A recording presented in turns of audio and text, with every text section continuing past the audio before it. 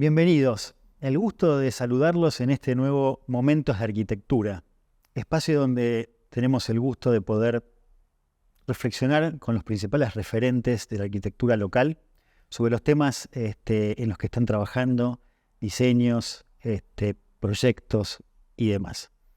Hoy estamos en el estudio BMA. Nos acompaña Rodolfo Miani.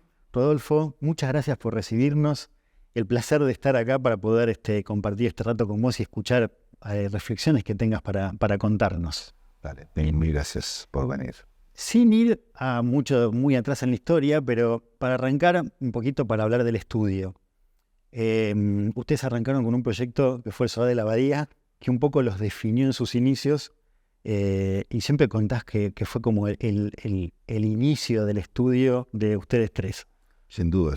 Fue una época muy linda porque realmente nosotros, estudiantes de arquitectura, todos trabajamos en algún estudio siendo dibujantes, etcétera, pero entre los tres trabajábamos tratando de hacer cosas que hacen los chicos de 20, 22, 23 años, que eran tratar de convencer a tu madre de cambiar el baño, a la tía de cambiar la alfombra y cosas así, aprendiendo, haciendo pequeñas obras y donde uno hacía todo el desarrollo, desde el diseño, la construcción, ir a comprar los materiales, el Durlock, el piso, lo que sea, digamos. Uno era un gran director de orquesta sin saber mucho, pero teniendo la experiencia de la universidad y de aprender en las oficinas que cada uno trabajaba.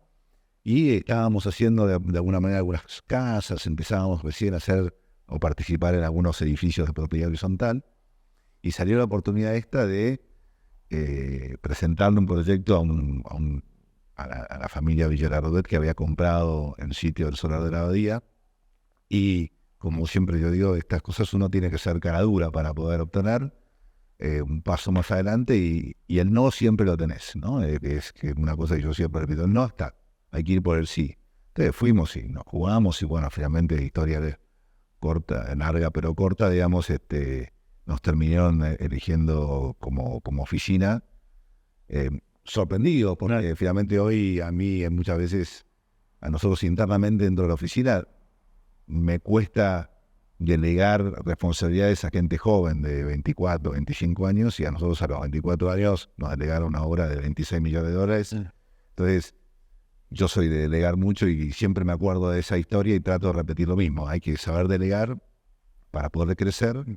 Y el aprender a delegar tiene como sus reglas, ¿no? Una de las reglas importantes es saber que a la persona que vos le delegás no va a ser lo mismo que vos harías, digamos, pero uno tiene que darle ese poder de decisión, y ante el error o la toma de decisiones diferentes a la que vos hagas, uno lo primero que tiene que hacer es apoyar a la persona que le delegás, porque es la única manera de crecer y que sienta que tiene poder de decisión. Y finalmente esas son las cosas que te hace crecer. A nosotros eso nos hizo crecer como oficina, aprender un montón, nos hizo entender que no sabíamos nada.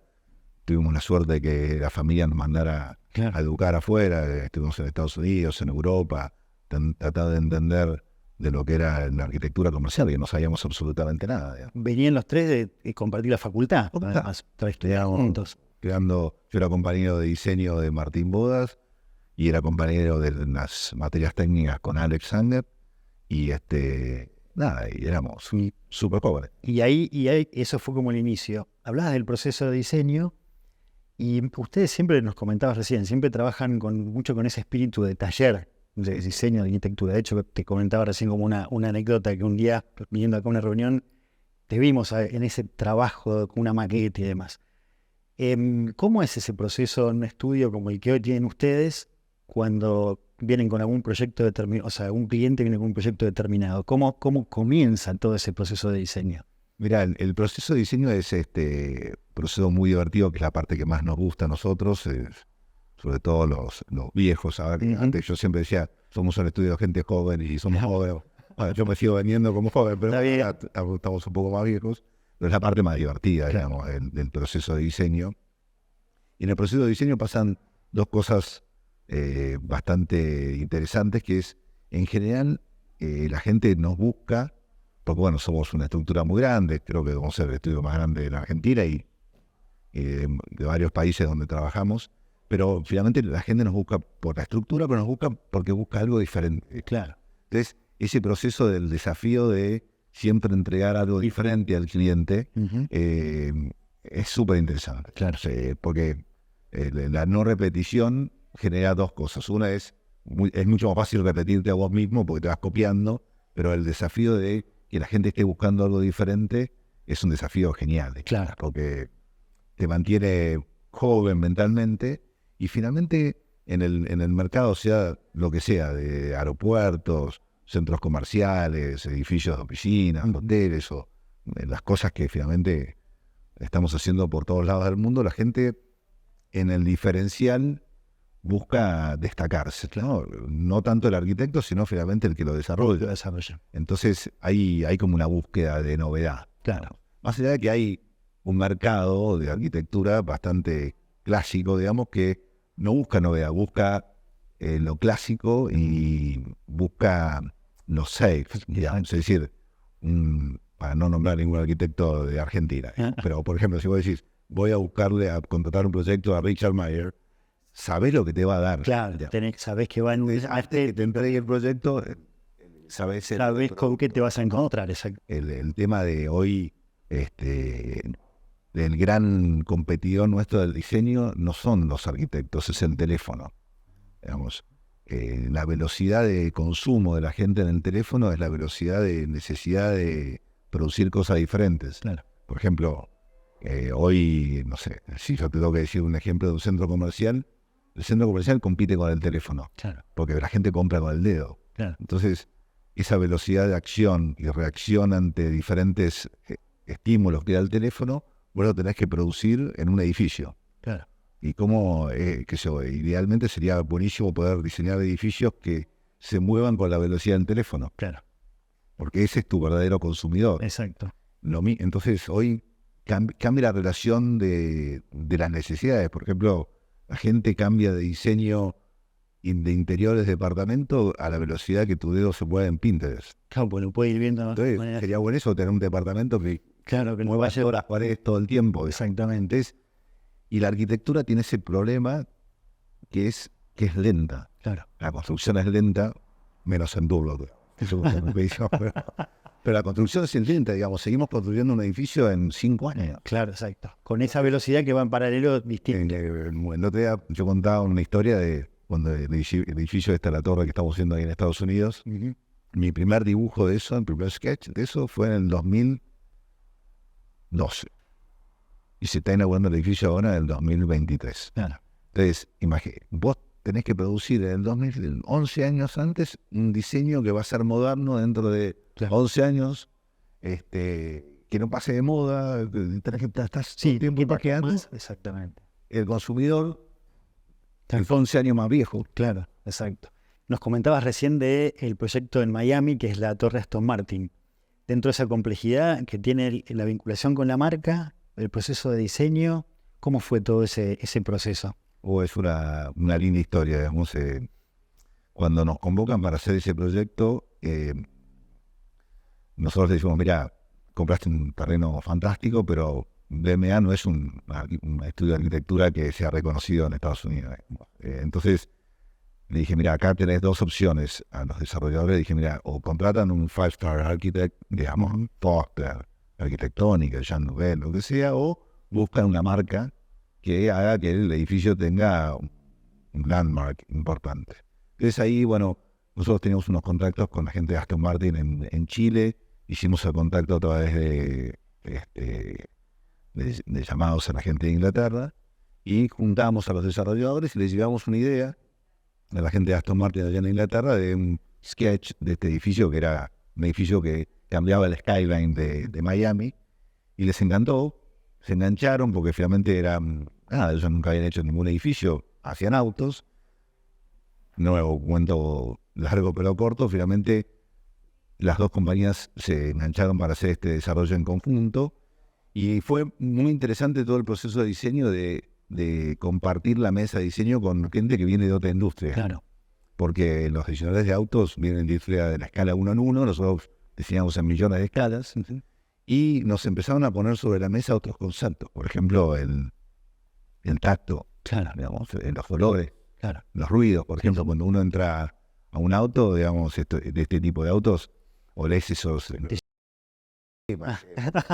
autos encima del otro lado. Era parte de la experiencia, sí, en Con el volante del otro lado. Pero nos empezaron a acercar sensaciones diferentes que vienen de la industria del diseño de autos. Y uno de los conceptos, por ejemplo, era el timeless, ¿no? Es decir, la diferencia entre un buen diseño de un auto y un mal diseño del auto es que un buen diseño del auto se convierte en un clásico. Claro. En un mal diseño del auto se convierte en un auto viejo. Claro, exacto. ¿No? O, por ejemplo, el tema de el ruido, por ejemplo, el sonido, lo importante del sonido dentro de un espacio, la honestidad de materiales, por ejemplo. Nos hablaba, decía, bueno, mira, si querés poner cuero, tiene que ser cuero. Claro. Si es acero inoxidable, es acero inoxidable. Es decir, que las cosas son reales porque la realidad de los materiales llevan también al proceso de timeless, ¿no? Claro. De que sea eterno el edificio. Y eterno también los autos y se convierta en un auto virtual, en un clásico. Y sí, la experiencia fue muy, muy linda de diseño con los jefes de departamento de diseño de Aston Martin, un trabajo que estuve muy involucrado yo en el proceso, tanto de la arquitectura que impactó después en el diseño de interiores, porque la gente de Aston Martin nos pidió que nos hagamos cargo también del interiorismo del edificio, porque dijeron, no, esto tiene que seguir la misma línea, el mismo equipo. Nos hizo a nosotros educarnos en interior design, en el cual nosotros no estábamos educados en interior design porque éramos más del lado de la arquitectura.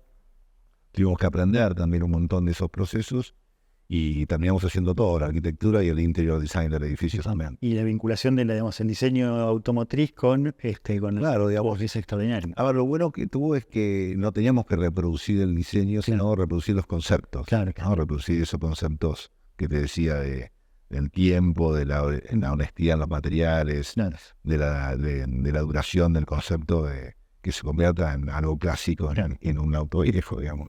Esos procesos fueron súper interesantes y creo que el resultado se viene viendo, por ejemplo, es bastante bueno. Todavía no se inauguró el edificio, pero ya por lo menos el skyline de Miami cambió. Exactamente. Ya que hablamos de Miami, ustedes están dentro de los jugadores de prestigio internacional en el mundo de la arquitectura. Y eso los ha llevado a trabajar con Foster, con Zaha, con Ott. ¿Cómo es esa experiencia visto desde un estudio argentino, digamos? Esa vinculación con estudios de afuera, y cómo se trabaja. Mira, bueno, depende mucho de las personalidades de los que nombré, ¿no? Hemos trabajado con Foster, con Jean Nouvel, con Richard Meyer, con Bernardo Sorbresi, arquitectónica, con Carlos Sot, con Zaha Hadid. Son diferentes personalidades. Uno se tiene que ir adaptando. Una de las cosas que nosotros tenemos como bien de BMA es que nos adaptamos. Claro. ¿No? Siempre nosotros tenemos como una pequeña frase que es: somos una pata más de la mesa, que sin nosotros la mesa no se cae. Exacto. Entonces, cuando uno entiende ese concepto, te adaptás, ¿no? Y entonces eso nos hace mucho más flexibles de podernos adaptar a estructuras. Obviamente es muy diferente cuando BMA invita a otro estudio de arquitectura y cuando el otro estudio de arquitectura te invita, digamos, ahí como diferentes roles. De diferentes roles. Nosotros hemos hecho trabajo donde nosotros nos invitamos a Foster. Entonces, nosotros no somos el Architect of Record de Foster. Claro. Nos costó un montón, pero digamos, éramos partners. Claro. Que mucha gente dice, ¿cómo no vamos a ser partners? Bueno, nada, si yo te invito, finalmente, es una cuestión de también manejo de llevar los conceptos educadamente, ¿no? De no imponer, sino saber recibir conceptos de otros y finalmente formar un equipo de trabajo. Nosotros nos sentimos equipos de trabajo cuando compartimos los proyectos con otros estudios, y también con estudios de acá, digamos. Estamos haciendo edificios con Solsona, con Eisenson y con otros varios arquitectos de acá de Argentina. Por eso, todos tienen su conflicto de personalidades. Nosotros hay algo que no tenemos, pero no es que lo teníamos y lo sacamos, no lo tenemos. Nosotros no somos de la generación de arquitectos con ego. Claro. Que es un gran problema que tienen un montón de arquitectos que primero el ego, primero entra el ego en la reunión y después entran ellos en rato. Claro. Y yo creo que cuando pasa esas cosas, no se entiende que finalmente la arquitectura, más allá de un lindo arte, es un servicio. Claro. Nosotros prestamos un servicio de arquitectura para que se puedan hacer cosas. Claro, exacto. Cuando uno entiende eso, si vos ponés el ego arriba del escritorio, Claro. Entonces, trabas todo ese proceso. Y otro proyecto también reciente, del cual creo que es interesante charlar, que es el aeropuerto de Ezeiza, la nueva terminal. Ustedes tienen experiencia en aeropuertos, pero creo que fue un desafío enorme. Leí en algún reportaje que te hicieron el desafío que implicó los usos y morfológicamente del aeropuerto de Ezeiza. ¿Qué nos podés contar? mira, de ese proyecto? los aeropuertos hoy se han convertido como la puerta de imagen de lo que es un país, tanto para entrar o salir de un país, como eran en las viejas épocas en los puertos, ¿no? O la importancia de las estaciones de trenes antes del desarrollo de los aeropuertos. Entonces, finalmente el aeropuerto, más allá de ser una compleja resolución funcional, hoy tiene un impacto de imagen, digamos, lo que uno quiere transmitir finalmente a los visitantes, tanto en la entrada o la salida que tengan de un país. Ese primer concepto no es un concepto de solamente vanagloriar la arquitectura para hacer un hecho arquitectónico relevante, sino finalmente hay como un concepto de mostrar una imagen de que uno quiere expresar como país, ¿no? Entonces, el tema de la arquitectura aeroportuaria es súper linda. Nosotros nos involucramos a los comienzos del año 2000, cuando fuimos convocados para hacer Aeroparque. Uh-huh. Y ahí fuimos aprendiendo, como todo, digamos, Claro. no teníamos idea de la arquitectura comercial de un aeropuerto, de la arquitectura operacional, de aviones, plataformas, lado aire, lado tierra, y un montón de cosas que tiene la industria aeroportuaria, y nos dio la oportunidad de hacer un montón de aeropuertos, como de Aeroparque, el aeropuerto nuevo de Guayaquil, Ezeiza, algunos aeropuertos menores que hemos hecho en Argentina, o ahora acabamos de hacer todo el proyecto nuevo del aeropuerto de Paraguay, uh-huh, con Carlos Sot, en la ciudad de Don Carlos. Y en Ezeiza, fue un desafío súper lindo porque finalmente nos tocaba volver a hacer algo importante en Ezeiza, que lo había hecho Solsona en el comienzo de los años 2000, y 20 años después volver a hacer el tema de check-in, que se hizo un check-in nuevo y no un arrival nuevo, porque la tecnología del área de check-in cambió enormemente, uh-huh, sobre todo después del atentado a las Torres Gemelas en Estados Unidos. Todo lo que es el control de equipaje cambió drásticamente para calificar el aeropuerto en unos estándares internacionales de seguridad. Entonces, todo lo que ustedes ven de Ezeiza, hay otro Ezeiza debajo de la tierra enorme, que es todo el movimiento de equipaje de seguridad, uh-huh, y eso también cambió todo el sistema de check-in. Por tanto, se hizo todo el área de check-in nuevo, más área de migración, a todo este gran galpón enorme, con todo este Zeppelin, que finalmente toda esta estructura que hay en el primer nivel de Ezeiza. Un poco la idea fue este journey to, que es el que te vas, ¿no? Toda esta sensación de que vos vas caminando por toda esta estructura.